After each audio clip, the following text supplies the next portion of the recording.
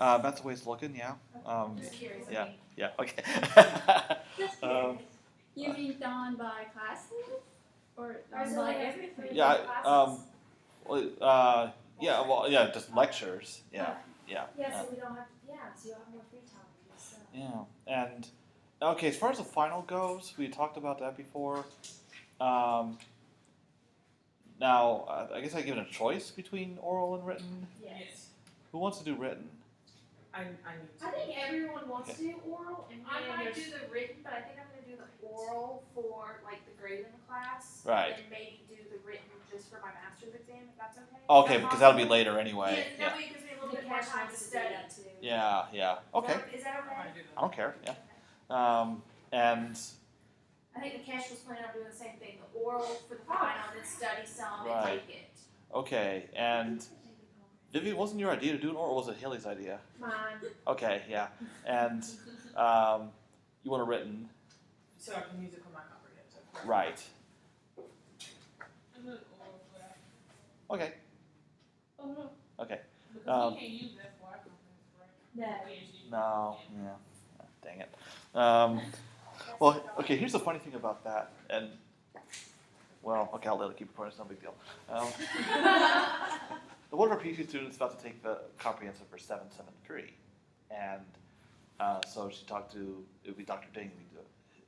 She took it from him, so he made up an exam and sent it to me, and then I realized, well, we need to have this new policy of doing it in teams of 2.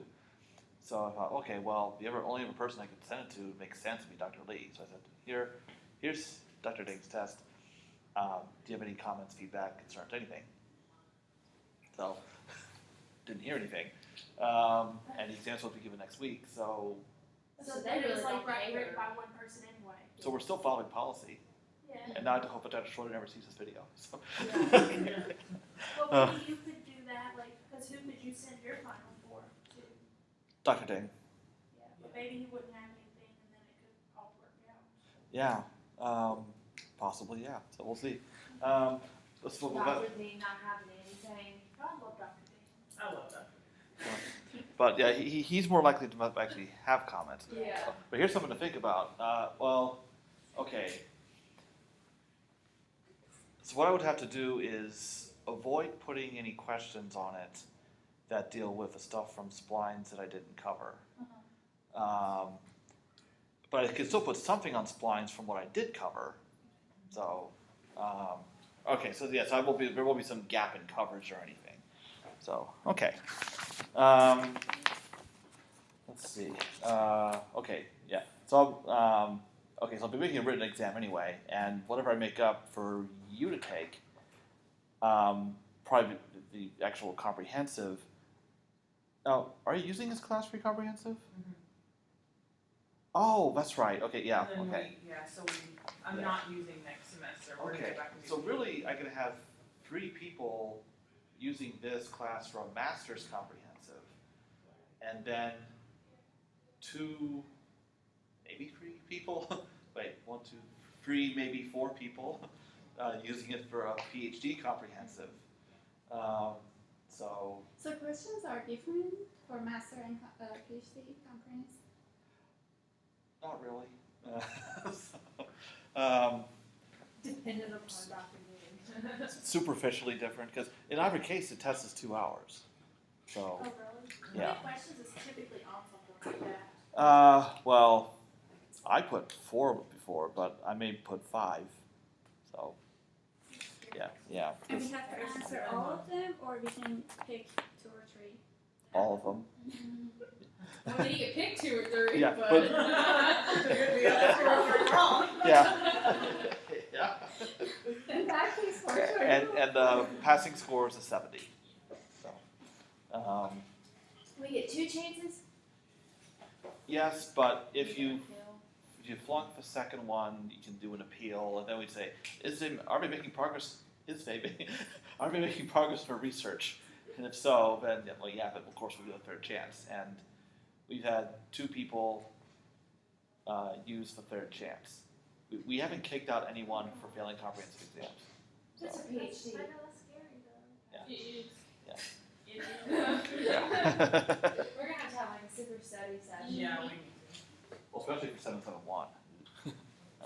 Oh, this is a bad piece At of least I chalk. can get to 2 and 3. So the second chance is like oral or still? No, it's the same kind of test. And 771 will be the Uh, last. And again, written. Yes. Yeah, for comprehensive, everything's written. Who teaches Yeah. 771? It's always Dane. Yeah. Well, okay. One time Dr. Lee did it, but okay. I need to get good chalk. Apparently, so what was the last time? Haley like gathered up a chalk to hide or something. Yeah. Yeah, she should just thrown it away.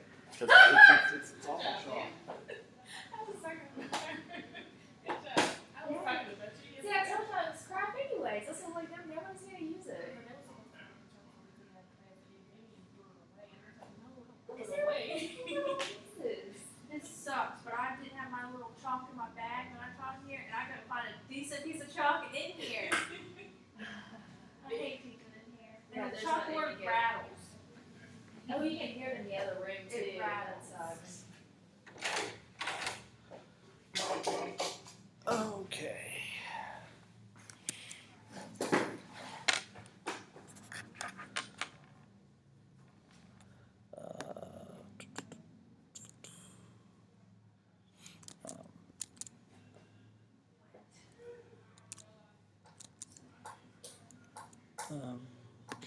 Dang it. Okay.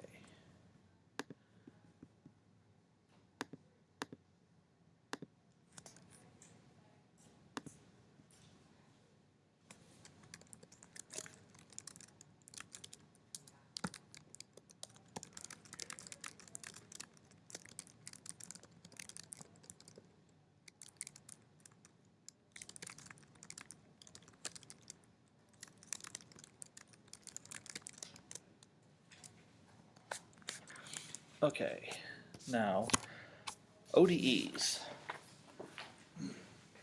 Final chapter.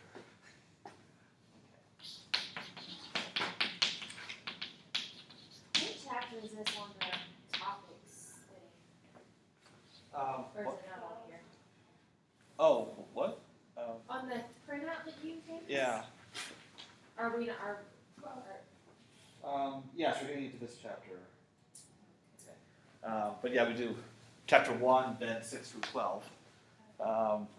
Although this is chapter 8. Okay.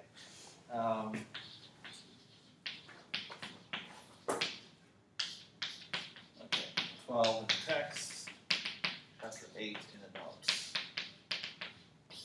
Okay.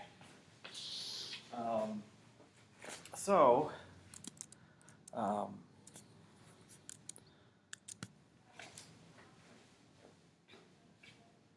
a problem we're looking at, very general ODE or system of ODEs, y prime is f of ty, from some initial time, t naught, to some final time, capital T, and then initial condition,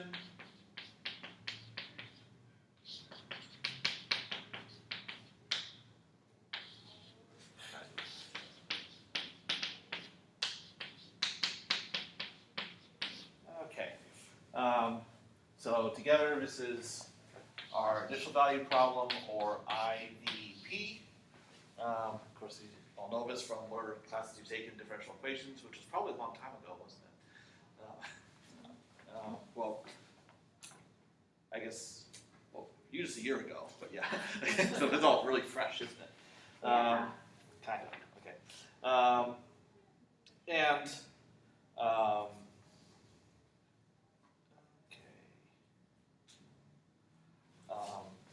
And just a very quick mention of some theory here that, but actually we're going to need this for analyzing numerical methods. So one thing, and I have brought this up previously in this class when talking about fixed point iteration, that function f satisfies the Lipschitz condition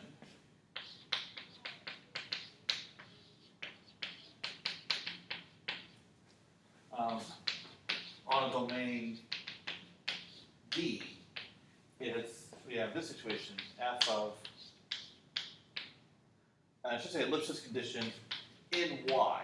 So we're interested in the function f satisfying a Lipschitz condition, but only in the y variable. So here I keep t the same, but I'm looking at how f changes if y changes only. And if the change in f is bounded by a constant L times the difference in y value. So when we covered fixed point iteration, we came across a Lipschitz condition on the function g to come up with criteria for conversion. So it's the same Lipschitz constant. And this has to be true for all points ty1 and ty2 in the domain D. So it's basically like a stronger form of continuity, because a function can be, if it's Lipschitz has a Lipschitz condition, it's continuous, but not necessarily the other way around. And then the constant L is called the Lipschitz constant. Okay. And this relates nicely to derivatives, that if the partial of f with respect to y exists on D, then from this condition, and also using the mean value theorem, we can say that partial of f with respect to y is bounded by the same Lipschitz constant L. But this condition might hold even if the partial derivative with respect to y doesn't exist. Okay. All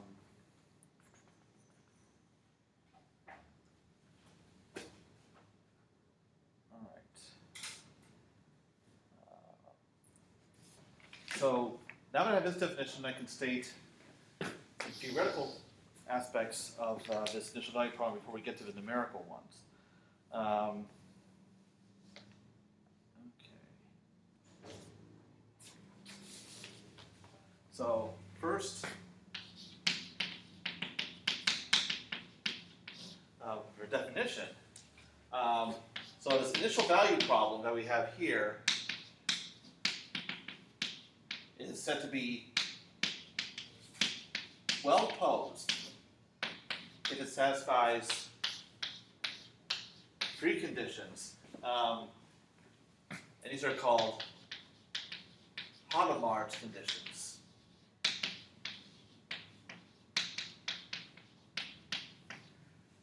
Actually, just for fun, I want to see, has anybody maybe heard of this before from number class? You want to rattle them off, Brianna? I don't remember them because, but you know, when I told you I did the research in LSU. Yeah. I did it, but I have Oh, okay. So, alrighty. But because of the name rings a bell, but okay. Well, now I can refresh your memory. So, first condition is a solution exists, and then that solution is unique. And finally, the solution depends continuously on the data. Now, data is defined pretty broadly. I guess an informal way to think of it is, what about the problem is given? Like, for instance, in an initial value problem, the function f would be given. The initial final times, or the initial condition. Well, why not? So what this means informally is a small change in the problem data, such as like f or y naught, leads to a small change in a solution. So in other words, you're not going to have a situation where you tweak the problem by a tiny bit, but then it leads to a large change in the solution. And that's very important because if that can happen, then there's not much point in trying to solve a problem numerically, because numerically you're always going to have some error. You're always going to have some small perturbation of a problem. And if that can throw off your solution to a significant degree, then how do you know if you can even trust your solution? A good example of this, of a problem that is not well posed, is actually from numerical linear algebra. And I'm sure that next semester I'll rant about it then too. But it's my favorite example of such a problem called the computing the Jordan form of a matrix. Because what can happen is if you tweak the eigenvalues of a matrix just a little bit, you could cause an entry in a Jordan form to change from a 0 to a 1. So it's an abrupt leap. So numerically, it's not viable to try to solve that problem. Okay. Now, so are there conditions? Now I can state conditions under which this problem we can be assured that it's well posed.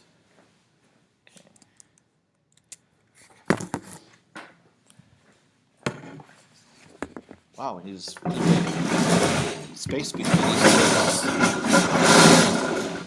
Okay. All right.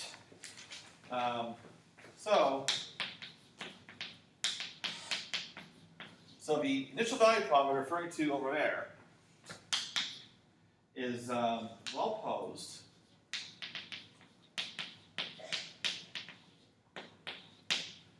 So this is actually named the existence uniqueness theorem.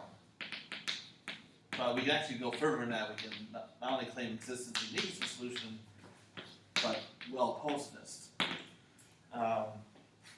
Okay. So we have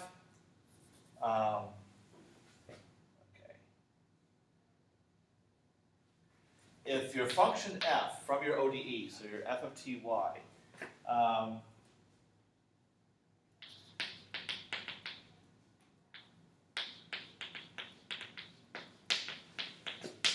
satisfies Lipschitz condition,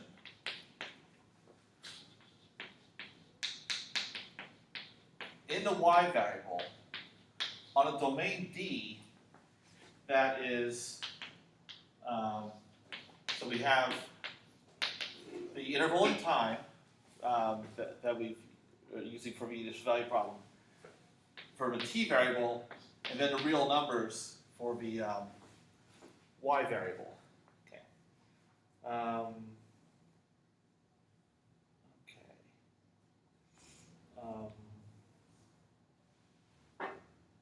All right. Actually, if I have this additional assumption that f is continuous, but really, if it satisfies the Lipschitz condition, it is continuous on the domain. So, so if you have that, because of Lipschitz continuity, basically having a bounded derivative on a domain, that is what prevents this bad situation of having a small change in a problem causing a large change in the solution. Because that kind of change in solution would be governed by how f changes with respect to y. So if that change is bounded, that means that small change in the problem data means a small change in the solution. Okay, so that's all it takes to have a well-posed problem. So we're going to assume a well-posed problem from this point. So that means you're likely to have behavior like exponential decay, or maybe stationary solutions. If your solution has exponential growth, that behavior is still allowed, but it should be reasonably controlled growth. Like you can actually bound the growth rate. Okay. All right. So now we can start talking numerical methods. Let's see how many pages of notes I have to get through. Well, this might be a tall order, but I guess if I fall behind again, it won't be too big a deal. Okay, so first category of methods we'll get into are called, or these are time-stepping methods, one-step methods. Okay, so the idea is we're not going to compute a solution, a function y of t that is the solution. We're going to approximate the exact solution, which I'll refer to as y of t, at times, well, you start at time t naught, but then you approximate at times t1, t2, t3, and so on, where each time is equal to t naught plus the number of steps you've taken times a step size h. Or okay, so h is referred to as either step size or the time step. Okay. And h is often used as a spacing, like for integrals and derivatives, we use it as a spacing on a spatial grid, but now we're using it as a spacing in time. Okay. Now, in this discussion, we're going to assume that these times are equally spaced. That's not required. There are adaptive time-stepping methods. I won't actually cover them in this class. Although they are going to be discussed in my new textbook that I'm hoping to finish soon. Okay.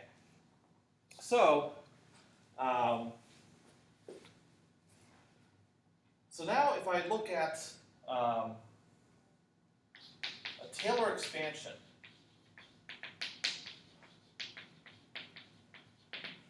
where I evaluate the solution at time tn plus 1, then by a Taylor expansion around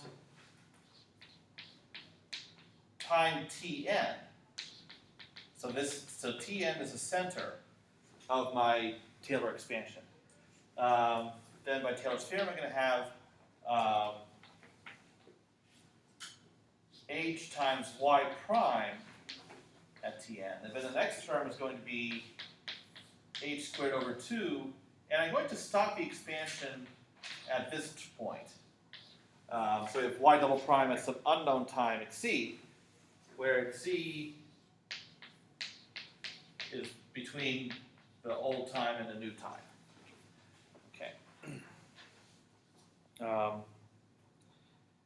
Now, what I'm going to do is to come up with my numerical method. Like suppose I already have my approximate solution at time tn, and I want my approximate solution at time tn plus 1. What I'm going to do is neglect this term in coming up with my approximation. So now my numerical method will just come from everything that's left.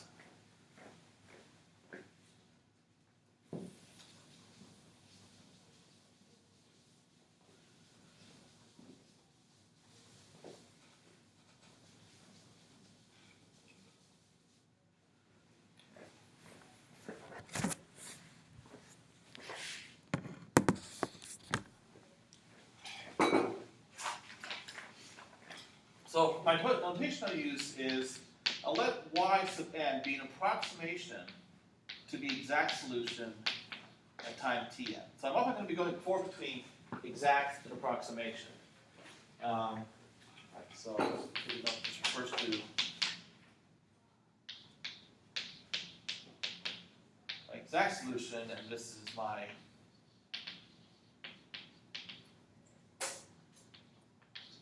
numerical solution. So in taking my truncated Taylor expansion, that's where I'm going to use approximate values. So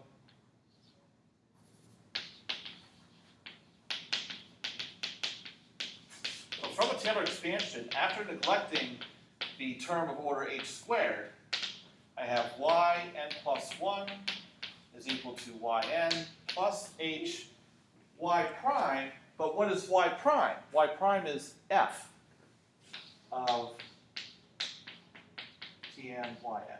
So this comes from the fact that y prime equals f of ty. So I just make a substitution, and that's it. That's my numerical method. So I'm given y naught for my initial condition, and then I compute all this to get y1, then I put that back in here to get y2, y3, and so forth. So this is for n equals 0, 1, 2, and so on, until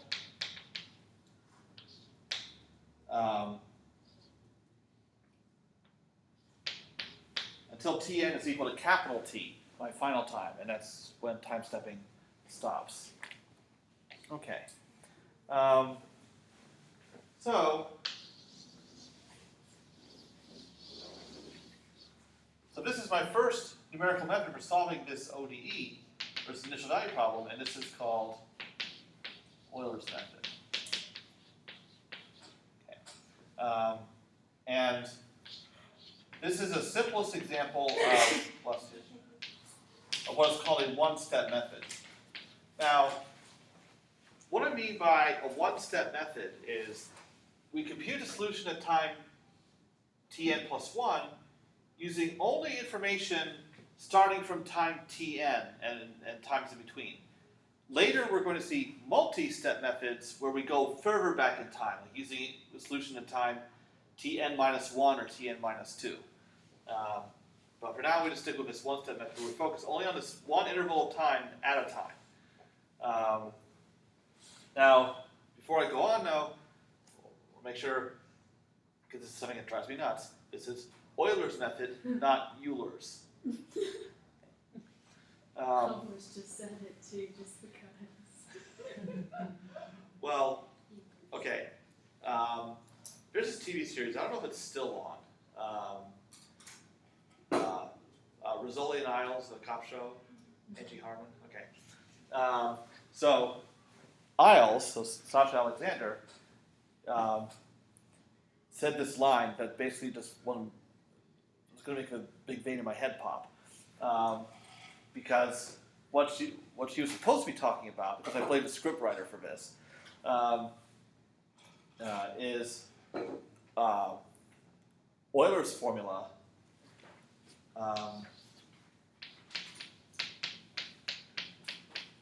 That relates the 5 most important numbers in mathematics, e, I, pi, 1, and 0.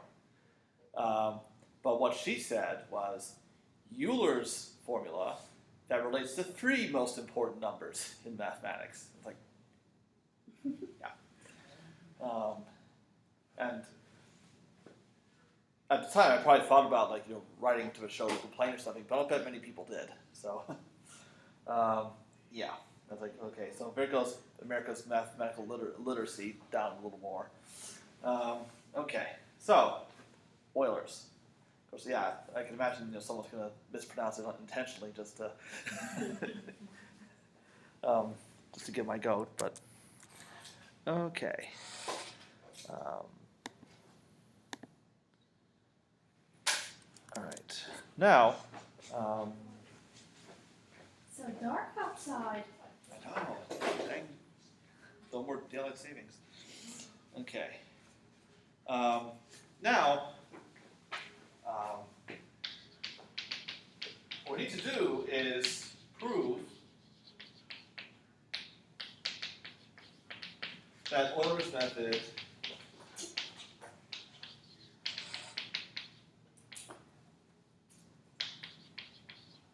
converges. In other words, as the time step h goes to 0, we want to make sure that the numerical solution we're computing is y sub n converges to the exact solution, y of tn. So I'll write formally what that means. So the limit as h goes to 0 of the maximum error for all subscripts n, so all indices n that start from 0 up to the final time divided by h. Actually, I should say capital T minus T naught all over H. Oftentimes, the initial time is assumed to be 0. Okay. So the maximum over all time steps of the error, which is y of Tn minus Yn. So the limit of a maximum error over a whole interval needs to be 0 as H goes to 0. Okay. So what I'm going to do today is, or I guess tonight, is prove that this actually is true for Euler's method, but that's going to be pretty tedious, even though this is a very simple method to describe. And other methods are going to be more accurate. Such a proof would be a lot more tedious, so we need to come up with easier ways to do this. But just this one time, we'll kind of do it the hard way.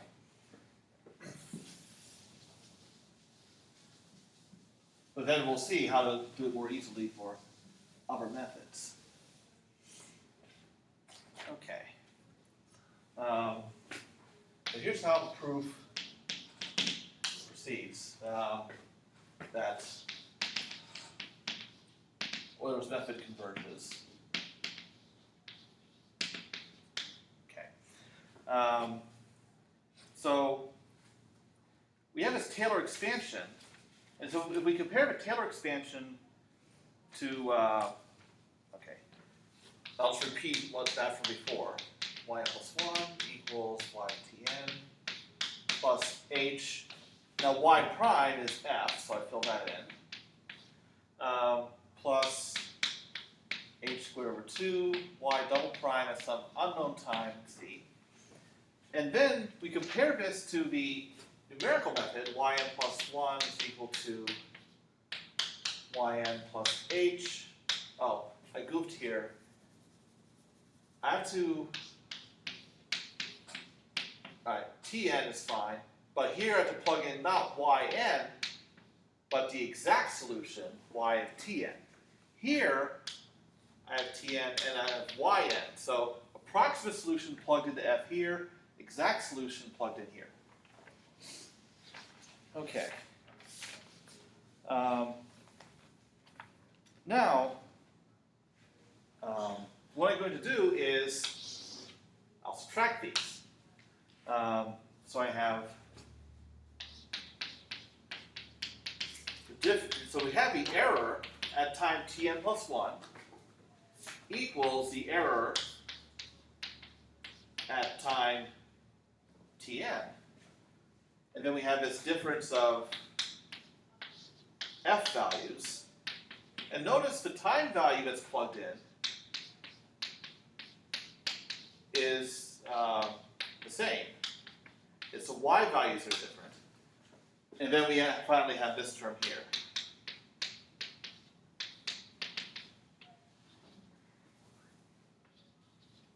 Okay. All right. Now, this expression is getting a little cumbersome, so now I'm going to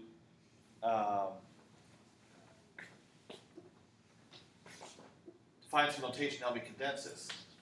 So I have to define the error at time n to be y of tn minus yn for each time step. Okay. So now I can rewrite this as en plus 1 is equal to en. And then here I have a difference of f values. But I can use the mean value theorem on this in the y variable to get partial of f with respect to y. So we'll assume that f has that partial derivative at time tn. And then we have some unknown value of y.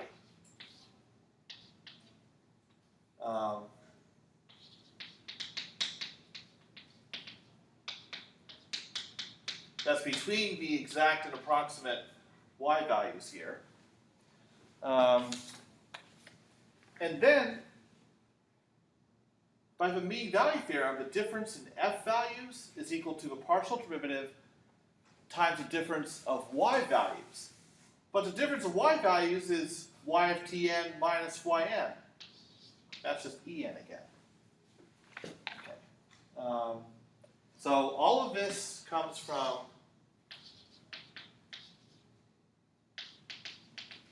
mean value theorem applied in the y variable. Okay.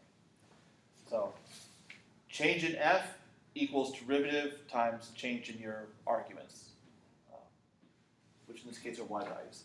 And then I still have this term, h squared over 2, y double prime, squiggly. Okay. Well, now what I'd like to be able to do is use this to come up with a bound for the new error in terms of the old error. So I can say that the absolute value of en plus 1 is less than or equal to 1 plus h times L times the absolute value of en, where L is the Lipschitz constant. So all along we're assuming that f satisfies the Lipschitz condition in the y variable. Okay, so that lets us bound the growth in the error from one step to the next. But we still have this term, so h squared over 2 times, I'll call this constant m, where m is a bound on the second derivative. Okay. All right. Okay, so now I have this relationship between errors from one step to the next. So I use that to try to come up with a bound on how big the error can get over the entire time interval. Okay. Now, what I'm going to show you, because we basically have like a recurrence of sorts. If you think of the sequence of errors, and we have this relationship in how the elements of a sequence grow, then we can see what the growth is over the entire time interval from the initial time. So what I'm going to show you is a very standard set of manipulations that can be very useful for proving things about recurrence relations and also proving convergence for time-stepping methods in general. And yes, I did do something like this for KSS at one time or another. Except for most methods, it's really a pain. Okay.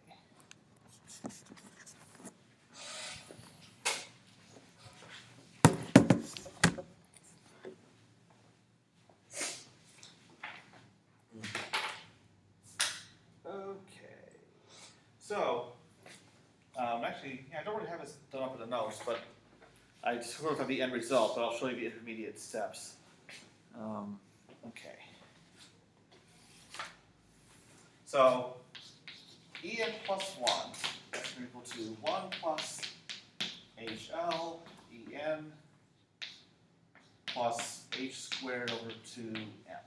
So now what I'm going to do is, I'm going to apply this relationship to en. So en is bounded by 1 plus hl en minus 1 plus h squared over 2m plus h squared over 2m. So now if I expand this, what I'll get is 1 plus hl squared en minus 1 plus h squared over 2 m times 1 plus 1 plus hl. Okay. Now, I'm going to do this one more time to, because then it'll be easier to see what the pattern is. So now I'm going to do this again with en minus 1 times 1 plus hl En minus 2 plus h squared over 2m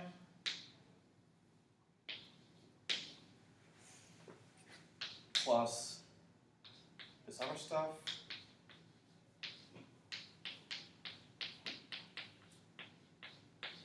And for things like this, you have to be careful how you simplify, or even if you simplify, because if I had written this, I'd combine these terms to get like 2 plus HL.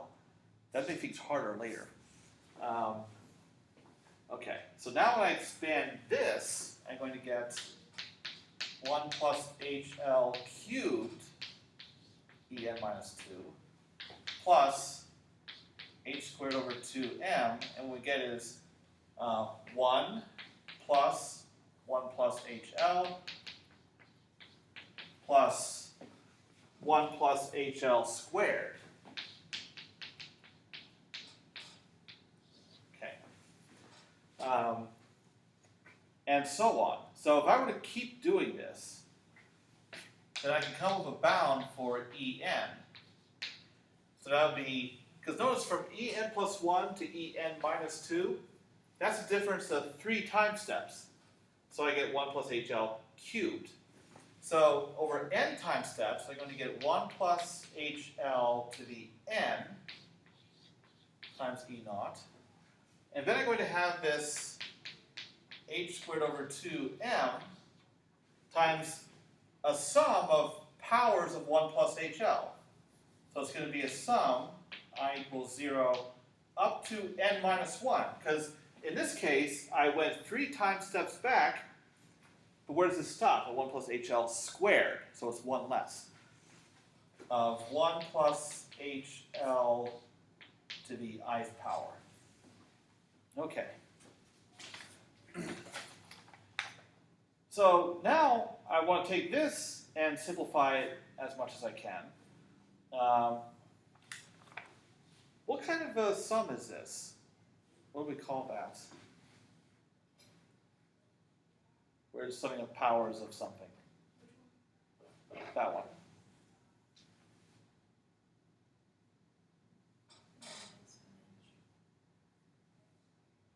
The geometric series.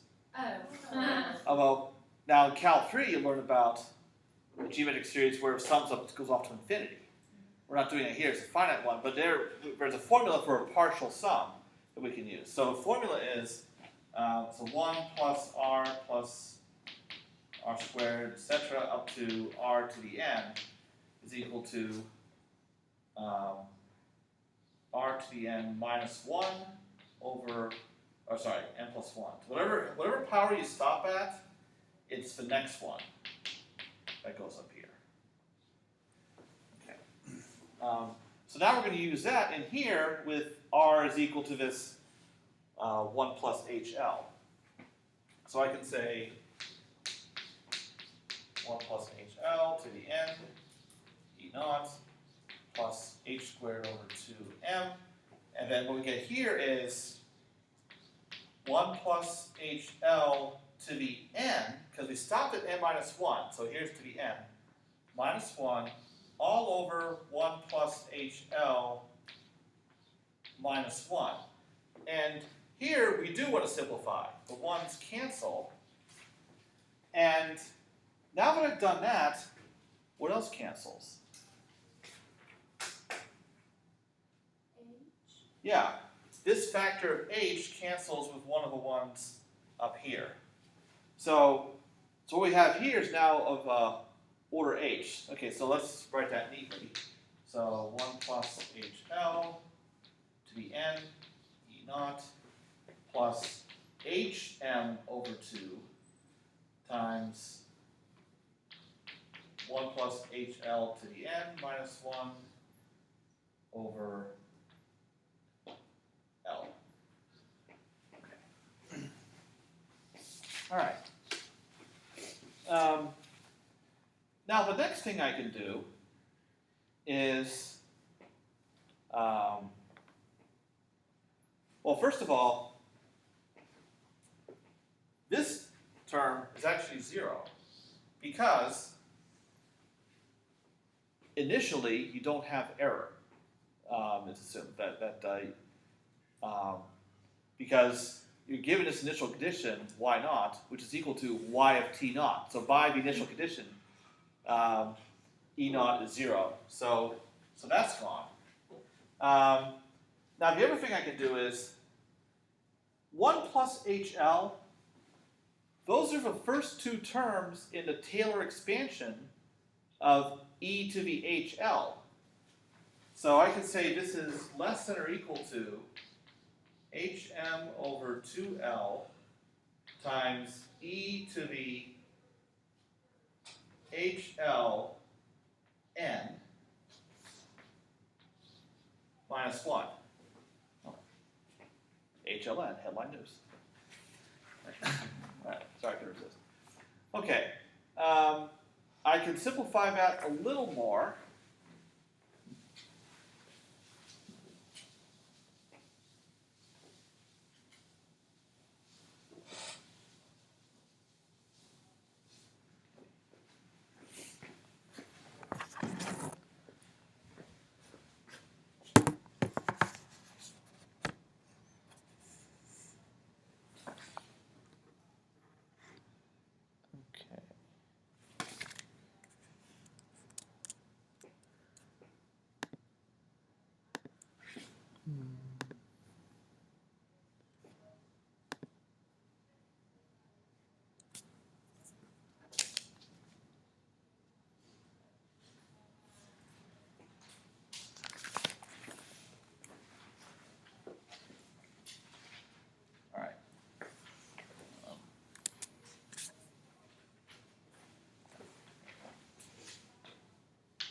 Okay, so this is less than or equal to hm over 2L. Alright, so if I use the fact that Tn is equal to T naught plus Hn, then what I would get is e to the, so Hn is the same as T minus T naught times L minus 1. And then I can bound that further.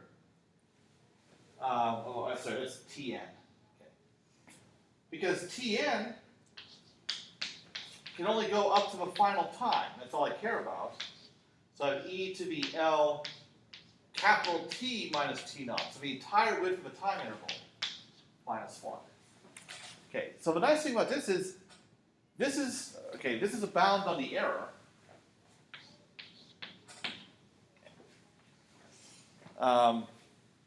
And now this bound for the error after n time steps, the bound itself is independent of n. Now it's a very crude bound, but it's a bound nonetheless. Okay. So what that means is, we're using a definition of the error. So the error at any particular time is bounded by this.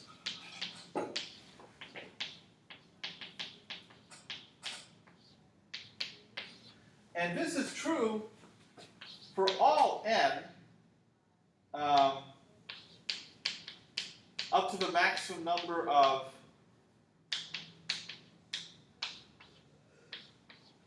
time steps that I can take. But this goes to 0 as h goes to 0, because nothing else in here depends on h. The only h dependence is that. So it's h times some elaborate constant. So that definitely goes to 0 as h goes to 0. Therefore,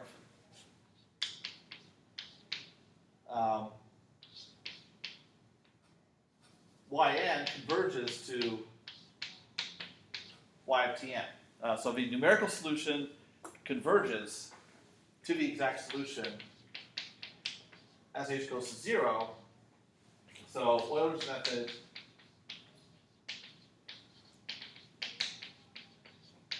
is convergence.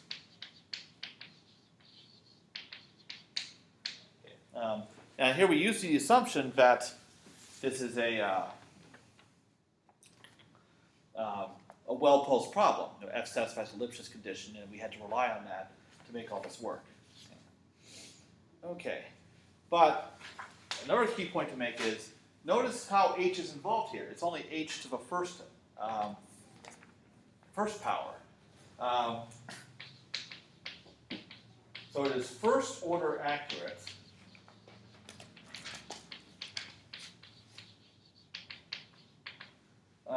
Meaning that the error is big O of h. In other words, the error can be bounded by a constant times h, which is exactly what we did here. So in other words, if you reduce h by a factor of 10, the error should reduce by a factor of roughly 10 as h goes to 0.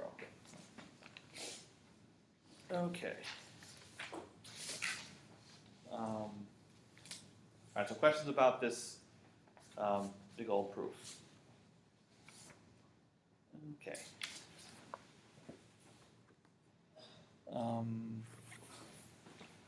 Now,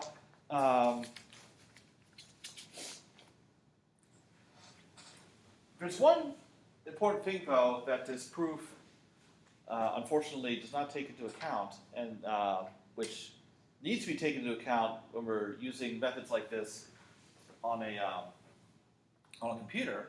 That is, you're always going to have round-off error. So if we modify our analysis a little bit to try to take that into account, and you do a lot of the same steps, and I won't bother repeating them here, but it all plays out pretty similarly. So unfortunately, the condition reached is a little different, the conclusion is a little different. So with round-off error,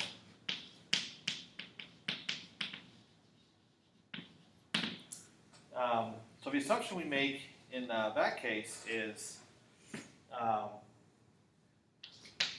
computed values are called yn plus 1 tilde is equal to yn tilde plus hf of tn yn tilde. And then we assume, because of the error involved in evaluating f, we get tilde n plus, delta n plus 1. So this is round-off error. And we also assume that even the initial data has some error in it, just because real numbers in general cannot be represented exactly in a floating point number system. So whatever error we incur in storing the true initial value y naught in the floating point system, that error is accounted for in delta naught. Okay. And we're also going to assume that these errors are bounded somehow, that all these deltas are less than or equal to some single value delta, which is on the order of u, where u is the unit round off. So in other words, the relative error incurred from storing storing floating point numbers. So this is on the order of, in a typical IEEE floating point system, 2 to the minus 52, which is roughly 2 times 10 to the minus 16. Okay. So that's something that should be pretty small, hopefully. But how small it really is depends on function f and so forth. Okay. All right. Now, if you go ahead and repeat the proof that I had before, then what you get, well, first of all, this part doesn't go away. The 1 plus HL to the n, that's E naught, because E naught is delta naught now. But you can bound this by an exponential. So after almost everything else working out very similarly, what you get for your error bound is a little different. So you have En is less than or equal to the initial error bounded by delta, e to the L, Tm minus T naught. So this is a bound on 1 plus HL to the n times E naught. So that became bounded by that. And then the rest of it is 1 over L, and we have HM over 2. So this is a part that was there before. But now we have an extra term, delta over H. And then we have the same exponential part that we had before.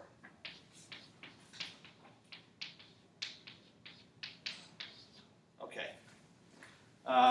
So the changes are this because we have an initial error, and then we have this from adding this round off. Because notice here, this part is multiplied by h. This isn't. So that's why we end up having this division by h in here. Okay. So as h goes to 0, what happens to this error bound?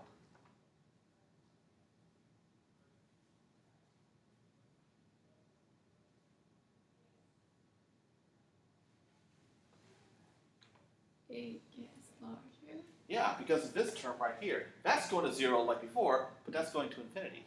So that's unfortunate. But the round-off error can become dominant. Because your discretization error here, that's going to 0. Your round-off error is getting larger because of that division by h that's getting smaller and smaller. So what you can do is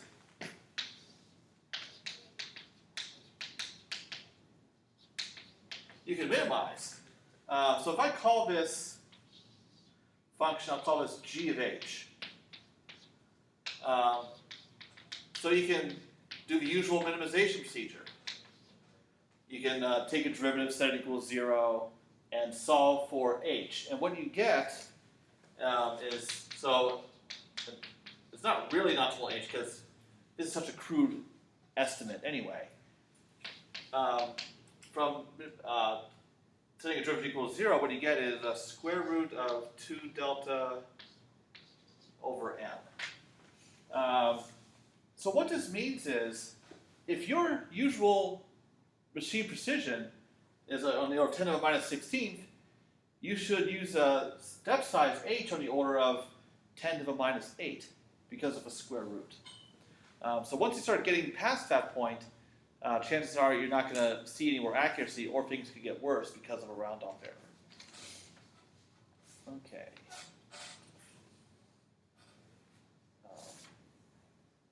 All right.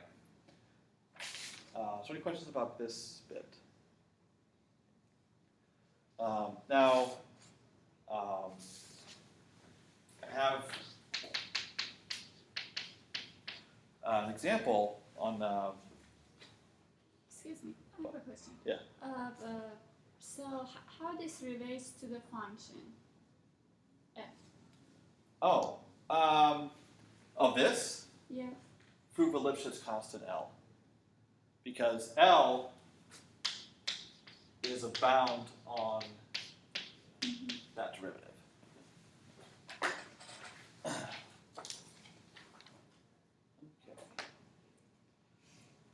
So yeah, so in other words, the larger the growth in f, the larger your error is going to be generally. Okay.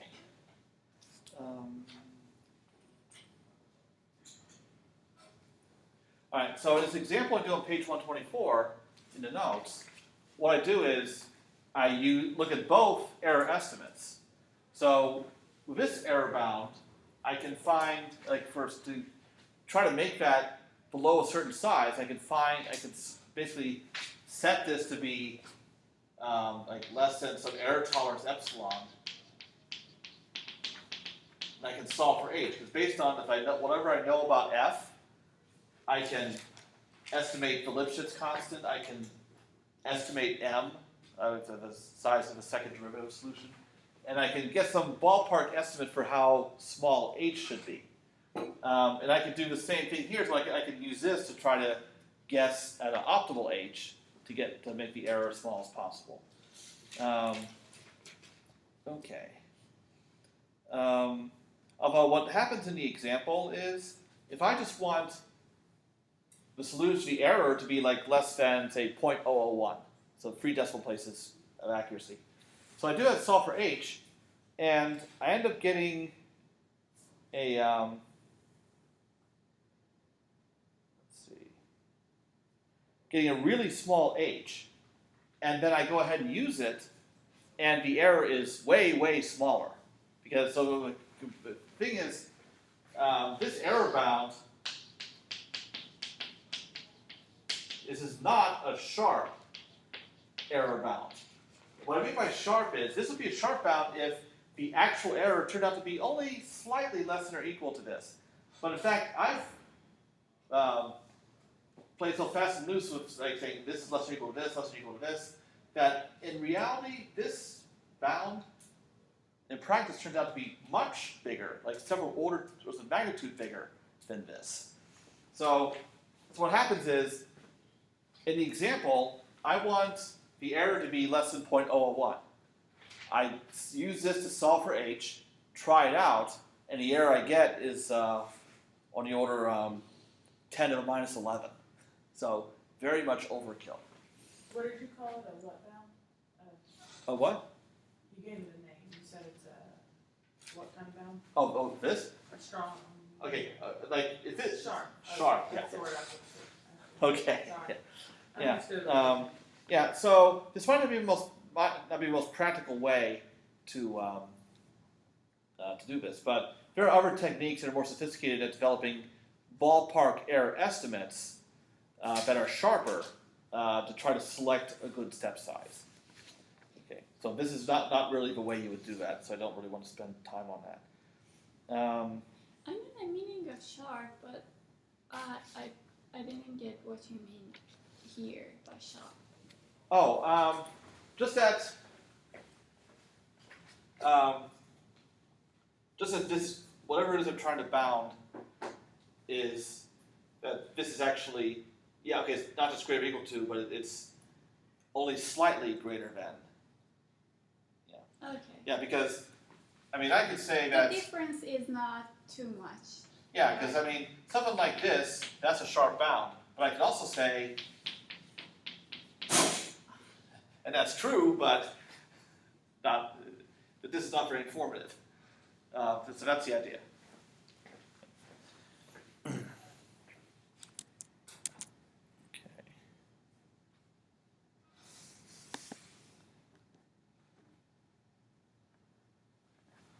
All right. Any other questions? Okay. Actually, I got exactly as far as I needed to. So I figured enough is enough. Okay. So we'll continue with this